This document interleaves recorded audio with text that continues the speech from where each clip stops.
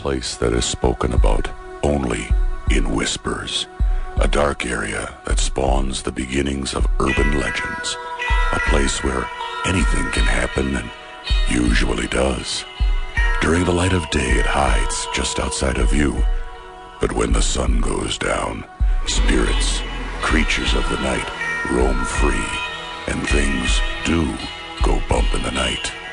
It is in every state and every country, and there is no escaping it, no matter how safe you feel behind your locked doors and latched windows. So we invite you to turn down the lights and turn up your radio while we join Dave Schrader and Tim Dennis, your hosts, on a journey into the darkness on the edge of town. Good evening and welcome to the Sunday night version of Darkness on the Edge of Town Paranormal Radio Show. I'm your host, Dave Schrader, sitting across the board from me, Tim Dennis. Good evening, Tim. Good evening, sir. Well, I just want to start off by thanking everybody for all the kind accolades and birthday wishes I got from yesterday. Very much appreciate all the emails and fine comments left to me on MySpace, and I'm sorry I can't answer everybody individually. I do appreciate the time that you spent saying hi to me, so I'm giving you back this moment. Thank you very much, folks. I appreciate that. It was a fun 41st, Tim. I was out ghost hunting. Sure you were. I was. No, I mean, I'm sure you were. I was kind of ghost hunting. Yeah. I was hanging out at the Seven Sisters Inn, ghost hunting, and what a crazy place, man. Beautiful rooms, gorgeous location. Nice. It's definitely something we're going to look at doing for ourselves here in the future. Sounds like a plan. Yes, sir. Got a lot of cool stuff going on, but right away, Tim, let's hurry up and get this lady on the air. She's got stuff going on. You guys know what it is. It's Sunday night. Every Sunday night we go to book reviews, and then we have national news with our good friend Bree Sanders. But first, it's time to go to book reviews all the way out in Seattle with our good friend Susan Cummins. It's time to welcome our book critic and cunning linguist of culture, refinement, and stories that will make your skin crawl. Live from the tower we keep her locked in, Susan Cummins. Well, good evening, Susan. Thanks a lot for joining us here again this evening. Hello. How are you? I'm doing good. I'm feeling older. 41. That hits you like a ton of bricks. Happy birthday to you. Yes. Happy birthday, my friend. Thank you very much. So what kind of scary books do you have for us this week? Well, how does Ghosts of Wayward Girls sound? I figured you'd like Yes. it. I'd start the hour with Ghosts of Wayward Girls just for you. I like that. Timmy. Ghosts of Wayward Girls. Are there scary schoolgirl outfits in this deal? Yeah, and there's... I'm good. I'm good then. I just figured that would just keep you guys going through the rest of the evening. No doubt. So what do we, it's Ghosts of Wayward Girls? No. Let me take a step back. You gave me a book. Yes. Last time I saw you. It was a Ghost Hunter's Guide to Seattle and the Puget Sound, being that I'm from the beautiful Pacific Northwest. So, I thought, this is great. Everything's in my backyard, and there's so many things I don't even know about. And one of the locations is basically in Martha Park, which is down on Lake Washington. And, it's either the butler did it or the janitor did it. And there was a home for wayward girls, and one of the janitors decided to go on a killing spree, dumped a few girls' bodies down the well and the others in the lake. And I guess that you can still see ghostly images and lights down on the shore. They tore down everything, and they don't know why they tore it down, because it was a beautiful mansion and guest quarters and carriage house, tore everything down. And now you can just see the lights, and there's stone steps left, and that's it. So it's just one of the many locations in this book. But a pretty famous author when it comes to location type of books for ghost hunters. It's sort of like the Ghost Hunter's Handbook, and his name is Dwyer. Dwyer. Actually, I'm mispronouncing that. No problem. Sorry, Dwyer. It works. But he's also done, Ghost Hunter's Guide to San Francisco, Ghost Hunter's Guide to Los Angeles, and New Orleans. And, there's a lot of places in Seattle. So hopefully we can get something going up here and bring everybody up to go on a cool ghost hunt. Thornwood Castle is another one that they outline in the book. And it's Isn't Thornwood, they used that for Rose Red, didn't they, the Stephen King book? Yeah, it was where they filmed the Stephen King book, Rose Red. 700 years old. It was an actual castle that was brought over piece by piece that was 400 years old when they reassembled it, I guess you could say, back in, I think, 1902. and lots of ghosts. Ghosts will greet you. Of course, Mr. Thornwood would be there with his wife, and it's supposed to be very, very haunted. So that would be a really cool place to have an event. There's so many that I'm finding. I'm like, ooh, I need to get all my friends up. Yeah, no doubt. Well, we're working on putting something together. Hopefully over the next 2 to 3 weeks, we'll have something up on the website because we're going to be heading out your way, Susan. We're coming to Washington. There's so much here. Oh, my gosh. You know, and Seattle is extremely haunted. We've got the Seattle Underground that is just crazy. Mark and Debbie Constantino got crazy EVPs there. Lots of activity, poltergeist activity. You know, the market's very, very haunted. We've got, you know, Ghost Hunters was here. They did a lot here. And there's a lot of different ghost hunting groups that come from all over the country here because we're extremely haunted. So I'm excited to put something together. And that's all covered in the book, correct? All covered in the book, all Very the cool. locations and the little details of the locations that a lot of us don't know. You know, we do research on a lot of different areas that are supposedly haunted. They give you all that information, so that's great. Why is it haunted? You know, some of the background. So it's a great book for ghost hunters out there that want to know about the Pacific Northwest, maybe want to do a road trip. You know, pick the book up, find out about all the lovely, you know, little locations throughout the Pacific Northwest, Oregon, Idaho, and Washington, and you can't go wrong. Good deal. Well, thank you very much, Susan. We appreciate it as always, and we'll have you back next week with a brand new book. Awesome. And again, the name of this book is? And the name of this book, again, is Ghost Hunter's Guide to Seattle and the Puget Sound by Jeff Dwyer. I'm going to get the name right. Dwyer. Good deal. Well, thank you very much, and we'll talk to you again next week. All right. Sounds good. Take care. Bye. Bye-bye. All right, guys, stay tuned. You know what time it is. Tim, we're going to go to news now. Is that right? All right, let's give it the news gusto. Now it's time for all the news that's in the news from the world of the paranormal with the supernatural stories of the strange, national news correspondent and mistress of misery, Bree Sanders. Good evening, Bree. How are you? Happy birthday, Dave. Well, thank you very much. How are you? I'm doing well. I'm just older. Can you hear? Can you hear the 41 years ringing in my voice now? Yeah, you sound. Welcome to the darkness. He's breaking down like your ticker tape there. Exactly. Yep. Where are we off to this evening? Where are you going to start us off, Bree? We're going to start off in Cobb County, Georgia.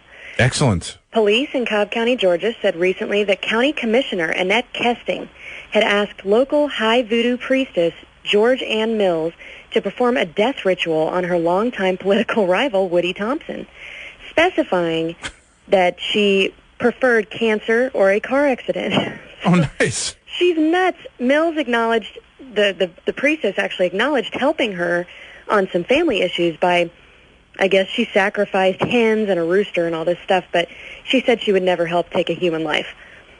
But I thought that was crazy. Unbelievable. So now you're calling on voodoo priestesses to do damage to your political opponents, huh? I mean, how, yeah. But you know what? Here's the deal. If it worked, wouldn't you want that person in office? Because then they would know how to call upon these voodoo spirits to get rid of, like, Osama. Maybe. No? Yeah. It's a thought. I don't know. Go the other way, too. I'm looking for the silver lining. Right. All right, where are we off to next? I wanted to mention that vampires invaded South Park this week. On Wednesday night, a new episode of South Park aired on Comedy Central entitled Ungroundable. And that's because Butters, I don't know if you guys watch South Park much, but Butters, you know, is always grounded. He's always getting grounded. But he, a regular on the show, he's sure that he's a vampire, and he can't get anyone to listen to him. And the goth kids on the show are angry and frustrated when the other kids can't tell the difference between a goth and a vampire. So that was hilarious. Yeah, we just went.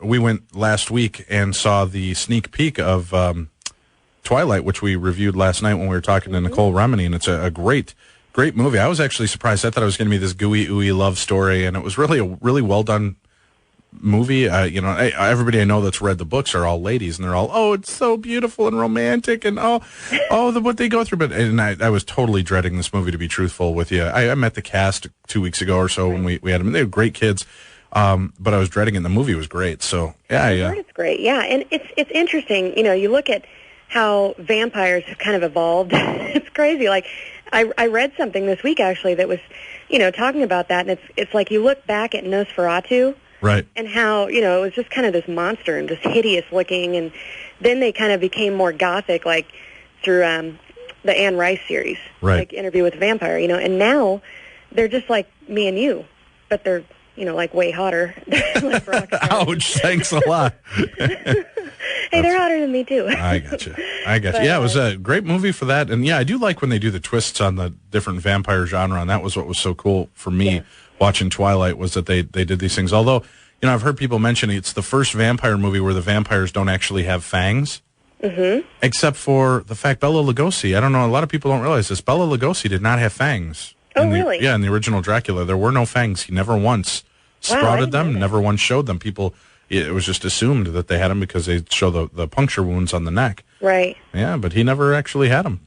Wow, that's cool. Well, yeah, I had no idea. Yeah. Well, it's such a popular thing right now, too. Like the show, it's True Blood on HBO. Right. It had such high ratings by the second episode that they already renewed it for a second season. By the second episode, that's how much people love vampires. Yeah, vampire lore is pretty good. And our good friend Kelly Maroney is supposed to be doing some bits on there. She was the crazy evangelist preacher on the TV on one of the episodes, and she's supposed to have more of a playing factor, I guess, in upcoming episodes. So we'll have to keep watching that. A good friend of ours, Kelly, who was in like Night of the Comet and Chopping Mall and Fast Times at Ridgemont High. She's been on events and everything. Yeah, exactly. All right, well, we got about 2 minutes here before the next break. What other stories you got for us? Let's just go with something kind of funny. I ran across an advertisement for a dead bug funeral kit.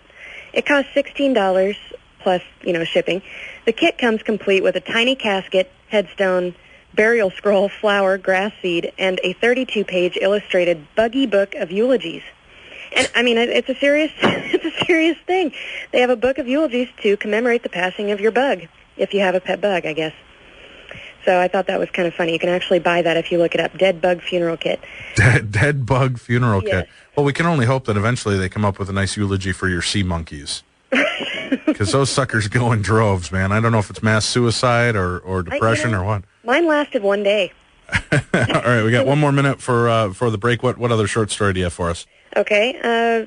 On that note, actually, about animals, more and more people are setting up pet trust funds for their pets after they die. And a pet trust fund can be set up with a bunch of organizations. There's one in New York that you pay $15,000 and they promise to look after your pet for the rest of his life, giving him the atmosphere that's good for him and helping him get over his loss. And there are even attorneys that specialize in setting up these pet trusts. And they're not recognized in all states. But actually, Leona Helmsley, if you know who she is, she left her white Maltese a $12 million trust fund. Wow. And her grandkids got 2 of them got nothing, 2 of them got $5 million. It's nuts. But the dog got $12 million to stay on with. $12 million. Well, that's great. It's good to know money's going to a good place after your passing, huh? Right. I mean, I'm all for pets. I love animals, but I don't know. I maybe just leave the money to my kids and tell them take good care of Fluffy. That might be the way we go. We're going to take a quick break, folks. Stay with us. You're listening to Darkness on the Edge of Town Paranormal Radio Show with national news correspondent Bree Sanders. We'll be back with more weird news from around the United States right after this. Good evening. Welcome back to the Darkness on the Edge of Town Paranormal Radio Show. I'm your host, Dave Schrader. Joining us all the way from her home in lovely Missouri, we've got national news correspondent Bree Sanders. Thanks for being here with us, Bree. Where are we off to next in the United States? We're off to Washington, D.C. Okay. Isn't quite a paranormal story, but it borders on strange to me, at least. Well, you said Washington, D.C. We know it's going to be strange, right? Right. I wanted to mention this because Thanksgiving's coming up this week. Every year, I didn't know this, you may have known this, but every year around Thanksgiving, one lucky turkey is appointed National Thanksgiving Turkey, gets to appear at the White House, and gets an official pardon from the president. Right. Did you know that? Yeah, I did. Gosh, I never knew that. It's crazy. But it talks about what happens to the turkey after this happens. Before, I guess the turkey and it has a friend or whatever, mate, maybe, I guess now they're retiring to Disney World and Disneyland. And the first pardoned turkeys to go to Disneyland were in 2005. And that year, President Bush, I guess, was joking, in a speech that they had previously gone to a place called Frying Pan Park in Virginia. Yeah. And so he said it made them uncomfortable, so now they're going to Disney World. But they keep them, at Disney World, and they actually have fans that try to go see them and everything. So I just thought that was hilarious. I don't know. I'd never heard of that. But yeah, they just pull a couple turkeys out, pardon them, but then the horrible part is that they make them stand there and watch what happens to all their friends. Oh. It's and he goes, that could have been you. This is why you got to get people to vote for. No, that's sick. Well, that's nice. At least we know that the pardoned turkeys have continued to live a long, happy life. And That they get to go to Disney when I can't afford to take my kids there, those butterballs. They get to go. They never want to find me in a dark alley with a plate of hot butter. All right, where are we off to next? We are going to, actually, we're going to talk about these lion sightings. We've been talking about panther sightings and all that stuff, but there are also lion sightings going on.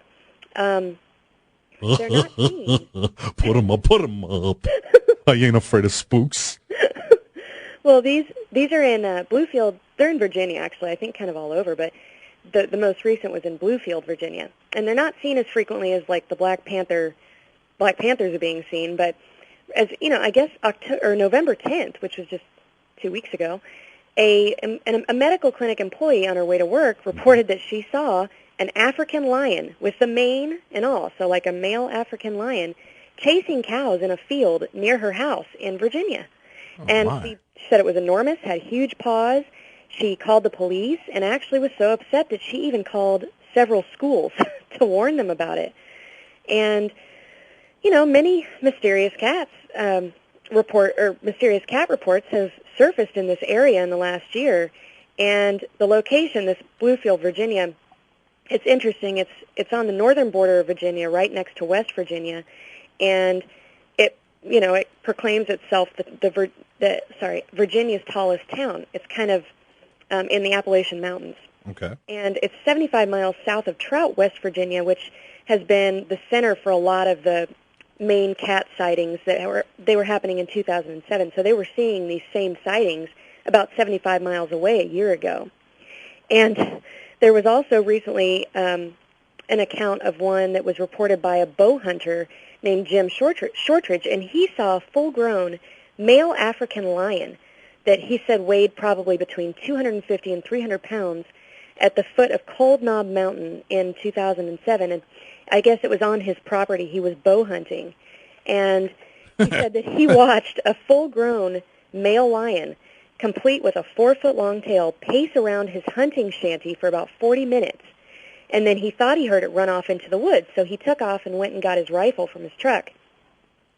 And I guess he heard growling. So he turned on a flashlight, turned it on the lion, and he said it was only about 10 to 15 yards away. Yikes. And was just walking back and forth, like pacing, huffing and puffing, he said. And, you know, he claims that he's not one to scare easily. But the experience actually has him so freaked out, he's no longer comfortable getting out of his truck until daylight when he goes hunting, and he always carries his rifle. Wow, and yeah. Now, would you continue to go out hunting knowing that there's a full-size African lion, especially not bow hunting? Especially on your property. Yeah.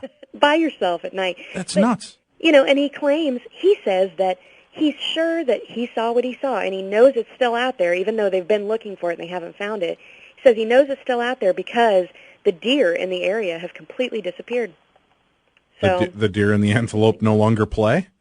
I guess. Well, that's nuts. I know. Tim, now you did hunting, right? You've gone out hunting with your grandparents and father. Yep. Now, if you guys heard that there was a full-on African lion stalking near you while you're out hunting, I wonder if the lion's like hanging out waiting for you to drop a deer so it could just take easy pickings. I don't know. Then again, that's giving the lion the thought process that he's like, yes, this is exactly how my plan shall go down. All I know this is you shoot first and ask questions later if there's a lion. Well, in the how'd you area. like to be out there bow hunting? Bow hunting, of all things. Well, A full-on lion. You know, you might as well scream and sissy slap it. Get away, bad cat! Oh, my God, that'd be see, yet another reason. As if laying around in the cold on an early morning wasn't enough of a deterrent for me to want to go hunting. Right. Knowing that there could be wild cats because some chuckle had bought it at a flea market. It got too big and ate one of his dogs, so he set it free. That's You know what's funny, actually? We have a house down in the Ozarks, and a friend of ours let her son, you know, we let them go use the house. He was in college, a college kid, and you go down this long road to get to our house, and you turn onto a gravel road. And right as he turned onto the gravel road, there was supposedly a male African lion laying in the middle of the road, just napping. And, you know, he thought he was hallucinating. He's called his mother, said, oh, my, he thought there was something wrong with him. But one of our neighbors actually had the lion as a pet, and they took it from him, but he'd been caught with other pets like a bear and all kinds of stuff. But can you even imagine just you're driving along and you see, you'd think you lost your mind, I think I lost my mind a couple of years ago already, but yeah, lions and giraffes and elephants walking around somebody's property might be a clue that you want to keep an eye on that family, huh? Yeah, really. All right, where are we off to next here? We're going to Texas. There Okay. have been 3 Sasquatch sightings recently in Morristown, Texas. And the sightings have all happened after the end of September, so it's been in the last month and a half. And there's 3 accounts. That's because they're moving. They're getting tired of sharing their space with African lions and black panthers. That's true. Well, we've seen those in Texas too, right? Yeah, well, yeah, I guess so. Texas is nuts. I don't know, almost everything is going on down there. But the first account was from a woman who allegedly was walking out to the mailbox, and it walked right in front of her. And, but these are all hearsay, I guess. But another woman told her friends that she'd seen Bigfoot peeking in someone's window. And the last report involved a school bus driver who saw a Bigfoot standing in a field. Now, the sightings follow, I guess, this whole summer, in the Pacific Northwest, which isn't unusual. There were tons of sightings, but it's nuts. There's a who was it? This guy Larry Summerfield, who was a Sasquatch hunter. He had that footprint that you remember that he claims was a Bigfoot footprint. There's been a lot of that this year. And the area, like Morristown, Texas, in 2003, it was actually, they were calling it the UFO capital of the world that year. And now there are Sasquatch sightings right and left. But there was also a sighting in July, right around there, I think it was in Houston. This woman, Dolores Harry, she claimed she saw Bigfoot at her home on July 28th. And I guess she said 5:45 in the morning, she heard her dogs barking at the door, and when she went down to investigate, she saw that someone was rattling the door handle. And she eventually opened the door, and the dogs took off, and they were sniffing out something on her property. And when she looked out at the side of her house, she saw what she says was like a Bigfoot creature, walking on 2 legs. She said it was huge, had long hair, not fur, like hair. Okay. And like an ox, and it was reddish-brown, and it moved so fast, by the time she opened the door, it had run from the porch to the other side of the house. And the dogs, I guess, chased after it and ran up, through the woods. And her oldest dog didn't return for 3 hours, and I guess she was worried about it. But, so, people are seeing it like crazy down there. I didn't know so many people had seen it in Texas until now, so. Well, yeah, and again, is it just me, but you open your door and see a giant hairy thing that moves very fast? Again, I think it's time to pick up and move. Speaking of picking up and move, we got to take another break. You're listening to National News Correspondent Bree Sanders as we're talking about the weird news from around the United States this week. We'll be back with more Paranormal Talk Radio with Darkness Radio. Good evening. Welcome back to the Darkness on the Edge of Town Paranormal Radio Show. I'm Dave Schrader, your host. Stay tuned. We got an interesting show coming up for you here. At the top of the hour, we're going to be joined by Rochelle Sparrow. She is a psychic, a medium, and a trance medium as well. Tim. Yes. Tonight, it's the day after the anniversary of the assassination of John F. Kennedy. Yes, it is. And Rochelle claims that she can channel JFK. So tonight we might actually get to interview JFK a little bit. Wow. Be interesting. It will be. Being that he was assassinated on my birthday, which I thought was very uncool. Yeah. Couldn't you pick another day, JFK? Sure, it was 3 years before I was born, but, again, what kind of planning is that? Way to go, Debbie Downer. Nice going. All right, we're going to go back right now to our national news correspondent, Bree Sanders. Bree, where are we off to next in the world? Well, I want to mention that a company called Reality Films is announced, I guess on November 15th, they released a DVD it's a documentary that chronicles what they say is groundbreaking discoveries in cryptozoology. It's called The Wild Man of Kentucky, The Mystery of Panther Rock. And a team of explorers investigating a rash of Bigfoot sightings encounter a mysterious creature and other strange phenomena during an expedition into the area known in Kentucky lore as the Fraser Land. Indian legend refers to the area as the Dark and Bloody Ground. After documenting a series of unexplainable sightings and chilling experiences by area residents, the team set out on a multi-night expedition that deeply affected several of the crew members. They not only encountered a mysterious creature, but also observed anomalous lights and other phenomena in the dense Kentucky forest. They claimed it was like something was toying with them, and it could move through, the dense forest and move long distances like a ghost. They said as soon as they felt like they gained position on it, it would come up from behind, and they said it was very unnerving, and it disturbed a lot of people that were doing the documentary. And so if you want to take a look for that, it's from Reality Entertainment, and it's 2 hours long, and you can watch the trailer. It's the Wild Man of Kentucky trailer. I can send that so people... Yeah, that'd be great. Let's get a link up, and we'll have that up on our site so people can check it out. And again, folks, if you have stories for Bree that you'd like her to cover or look into, you can go to darknessradio.com, click on the news desk, and you'll find a link there to Bree. You can type in, give her the links to the news stories you think are interesting and that she might want to cover. And on her blog part there as well, there's going to be a setup for links of news stories that she's mentioned that we can find either video or photographic evidence to back up the news stories. We will post them as we do with Adrian's as well from last night. We added a few, 2 or 3 new links as well, so you're going to want to check that out. But we'll just make that mention. So if you do have news stories you'd like reported or more information, just let us know by going there and contacting Bree directly. All right, Bree, where are we off to next in the U.S.? We're going to talk about a man named John Podesta. Excellent. A lot of people know who he was. He was the White House Chief of Staff during the last 4 years of the Clinton administration, and he is pressing the Pentagon to release classified files about incidents involving UFOs. One example, of an incident that he's claiming the government covered up took place in 1965 when several eyewitnesses saw a fireball streak across North America and crash in western Pennsylvania. And then, people that were there said that swarms of military personnel combed the woods and came out in a tarp-covered flatbed truck. Now, Podesta says that it's time for the government to declassify records that are more than 25 years old and to provide scientists with data that will assist in determining the real nature of this phenomenon. And the new initiative, he's claiming it's not setting out to necessarily prove the existence of aliens. They just want to legitimize the scientific investigation of unexplained aerial phenomena, which would be great. Right. And Podesta he's actually just one of several political and media heavyweights on hand in Washington that they're announcing, a new group to gain access to secret government records about UFOs. Specifically, they're calling, the Coalition for Freedom of Information, or CFI for short.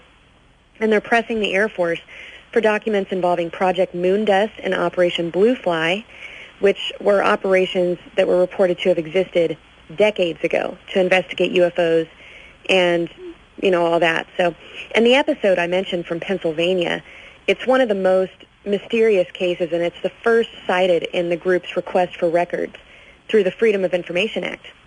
The government's story on that was that the object that everybody saw was a meteorite, and some witnesses claimed that, a military truck took an acorn-shaped object the size of a small car from the Pennsylvania crash site to an Air Force base in Ohio. So that's interesting. And the military to this day continues to deny most requests for UFO information by saying, like we talked about this before, they say it's a threat to national security. Right. And CFI, the Coalition for Freedom of Information, is being backed by the Sci-Fi Channel. So they hope to reduce the scientific... Well, it's backed by the Sci-Fi Channel. That'll give it all the legitimacy it needs. Right.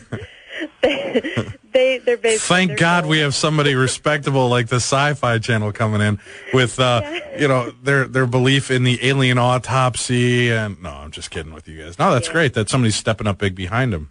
Totally. They want to reduce the scientific ridicule factor in the United States when the topic is UFO. Kind of like I just did. Sorry. Totally. Anyway, but on that note, actually, a lot of political figures haven't been particularly shy about coming forward with their experiences with UFOs. Jimmy Carter, for example, during his presidential campaign in 1976, he told reporters about his experience. He said that he saw a big, bright object that changed colors and was about the size of the moon. He said that he watched it for about 10 minutes, couldn't figure out what it was, and he said that because of his experience, he'll never again make fun of people who say they've seen UFOs, but he also claimed that if he became president, he'd make every piece of information that the United States has about UFO sightings available to the public and scientists, which Of course, he became president.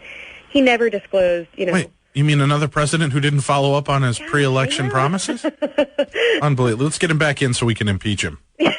The Illuminati got him. Yeah, the Illuminati got him. Right. Hey, Illuminati. It's interesting, though. He was pretty serious about his experience. And at the time, NASA, in the 70s, they admitted that a lot of space missions, the astronauts reported a lot of things that they couldn't explain. But in every single circumstance, NASA decided to kind of say, that nothing that had been observed could be termed abnormal in the space environment, which is kind of a... Yeah, except for save that giant tank thing that was floating behind Neil Armstrong when he said, hey, what the hell is this thing floating behind us? Oh, right. Nothing for you to worry about. Well, listen to this. This was one weird thing, too. A guy named John Kelly, he's a researcher who studies the secret messages encoded in people's speech. I don't know how exactly that happens, but he says that Carter, in his opinion, Carter probably was abducted by regressive aliens. He used a digital audio editing workstation that he used to analyze a speech that Carter gave last year, in which he said he did not think flying saucers were the vehicles of space people visiting the Earth. John Kelly said that he played the speech in reverse and heard the words, saucer, went out naked, going out, they'll put it in him. Wow. I've heard those words. What you got, you gotta get it, put it in you. What I gotta get, put it in you. It's this a Red Chili Peppers song that he's reciting back.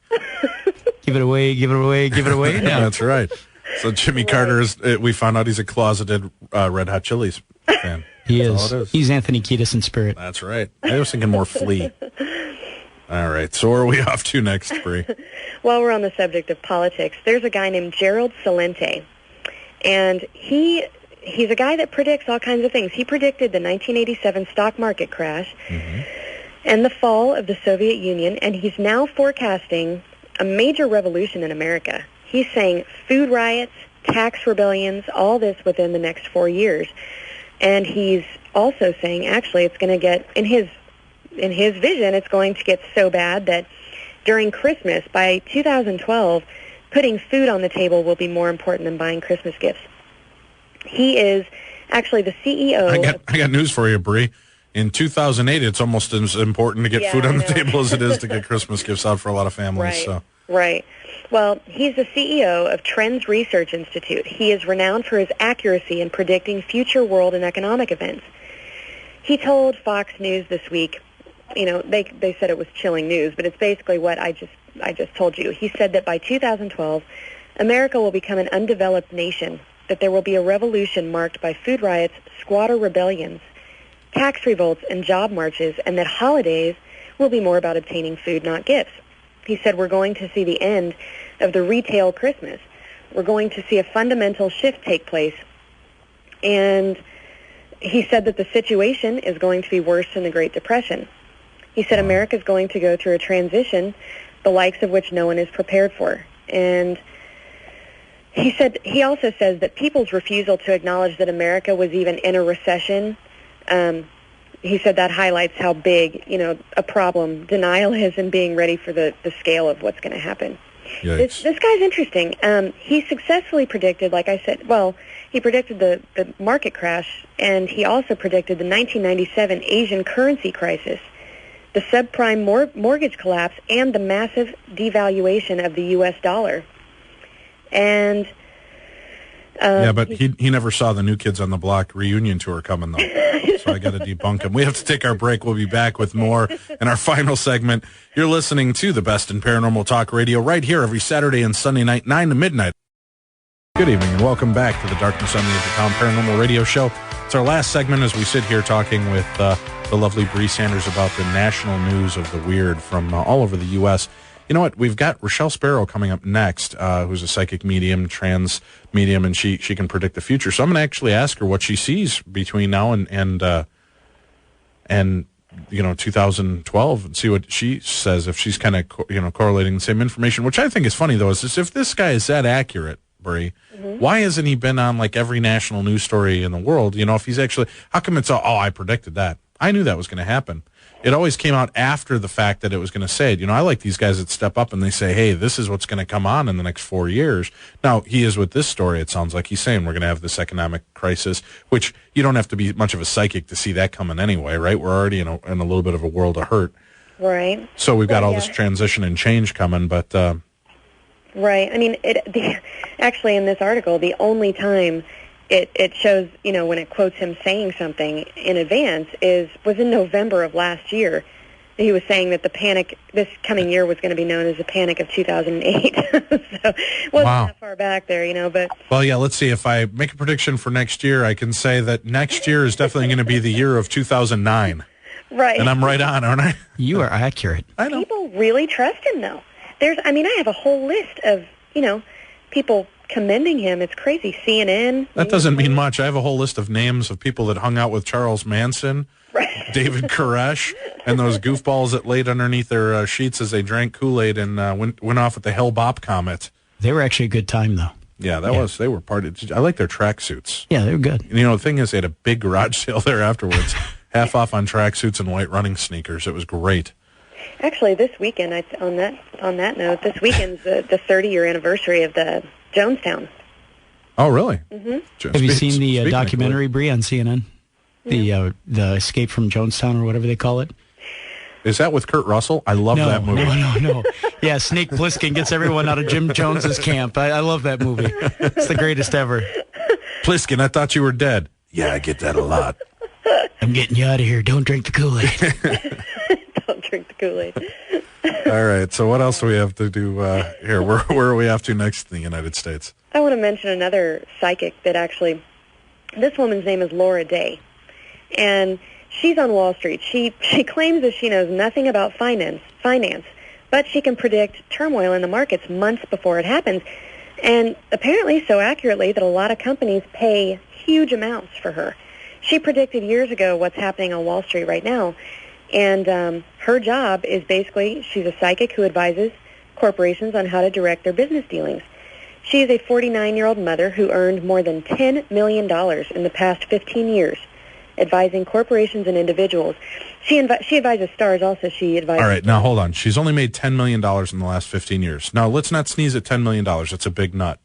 But if you don't know anything about finances, but you're paid to come in and tell people what's happening, you would figure that your accountant and your... So what else do we have to do here? Where are we off to next in the United States? I want to mention another psychic that actually...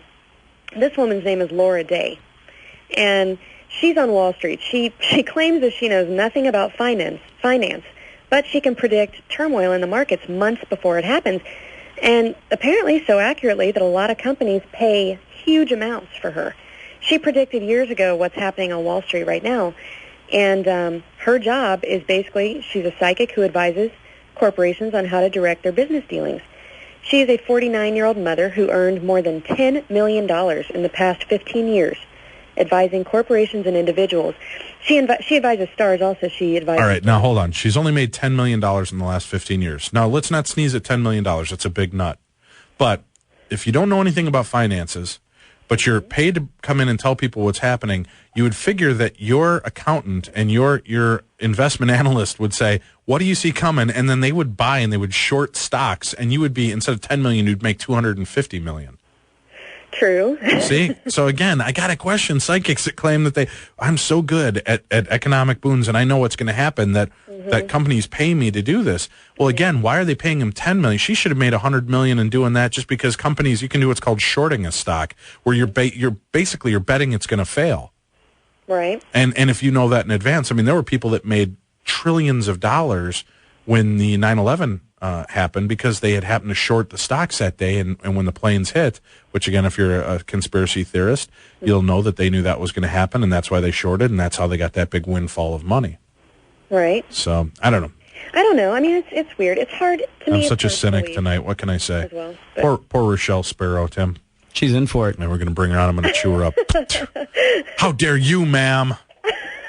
All right, impress me. I'm going to open up an account. I'm going to put in $10,000 of my own cash, and I'm going to open up an account, and you tell me how the market's going to go, and every penny I make off of that $10,000 in the next year, I'm going to donate directly to the charity of your choice. Wonder if any psychic would do that. No. Jeez.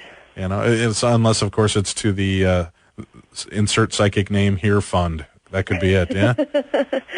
So this guy, this lady, she's making $10 million doing that stuff. So so she seems dead on, though, you're saying? Well, that's what they think. I guess she takes on about 5 businesses at a time, and they each pay her $10,000 a month, but they have 24-hour access to her. Yeah. She's getting calls once in a while and going, yeah, so we need to make this. And by the way, I'm starting to date this new guy, and I'm wondering what you think. Oh, yeah. See? There's got to be a couple of those calls coming in the middle of the night. Mm-hmm. Anyway, yeah, I mean, she has good people. People are speaking well of her, so. All right. Anyway, I just thought it was interesting. No, that's a good one. Don't get defensive, Bree. I love your stories. Hey. Screw you and screw your damn radio show. All right, where are we off to next in the U.S.? I wanted to mention this, actually. We were kind of talking last week about, about real estate and, telling people Some of that cat we had on, Tim, that supposedly he could restructure your home and get rid of the ghosts from a distance. Do you remember? Is that Bette Midler from a distance? Yeah. Yes. From a distance. I can't remember his name. I'll have to look it up online. It was one of our past shows since August. I'll have Tim look that up. But this guy, he can remote view your home, and he basically breaks it into like a grid, and then he's able to clear each part of the grid, I guess. And realtors pay this guy to problem homes that can't sell because they've got bad energy, bad flow, excuse me, or ghosts. He goes in and he'll clear it from a remote location, and all of a sudden the house sells like within a week or two. Wow. Yeah, so I get there's something to it, the kind of crazy stuff. Well, we got about 3 minutes left here with you. What else do you have going for us, Bree? I have, there's an artist named David Tremere, and he's in Mobile, Alabama. Okay. Mobile, Alabama? I think most of the houses in Mobile, Alabama are mobile, aren't they? Well, he has an exhibit up in Mobile's right, Mobile. It's called Sarah's Coffee Company, and his exhibition's entitled Ghosts and Apparitions, and it will be on view through November. But he has participated in lots of art festivals over the years, and his work, has been featured in several places before. But this is his third project that's kind of along these lines, and his statement for this show, he says, the ancient and all-encompassing belief in apparitions and ghosts that is based on the idea that the spirit of the person endowed with volition and motion of its own. I don't know if anyone understands what I just said, but wow, my head hurts with those big words. Confuse me. Right. Well, they're not real apparitions. They are faked, but they look very real. He photographed his first apparition as an experiment in March of 2001, and people didn't like it. But 3 years later, he was the principal photographer for his town's kind of alternative magazine, and he needed a spooky image for the cover. And so he came up with this idea it's called I Do Believe in Spooks, and that's what this is the third I do believe in spooks. But he explains how he does it. He needed, for them to appear realistic, he needed long shutter speed combined with a model that would be in frame for about half of the time, and it creates this translucent image, but which I'm sure lots of people are familiar with how to fake those. Exactly, yeah. I don't want to. Thankfully, with Photoshop, everybody's good at it. Hey, we got to wrap it up here. Again, the gentleman's name is David Franklin Farkas, and he was on our past shows. So if you want to listen to him, you can find out about how to clear your house. And if you're a realtor and you want to know how to get rid of the bad energy and get that house to sell, check out David Franklin Farkas. Bree, thanks a lot for being here with us again this evening and for the birthday wishes. I appreciate it. Oh, thanks, guys. All right. Well, we're going to be back with more. We got Rochelle Sparrow coming up next. You guys are going to want to stay tuned for this. Plus, I think it's the first time we're going to do this, ladies and gentlemen. We're going to get a live reading on air for both Tim and I from our guests. So stay tuned. You're listening to the best in paranormal talk radio.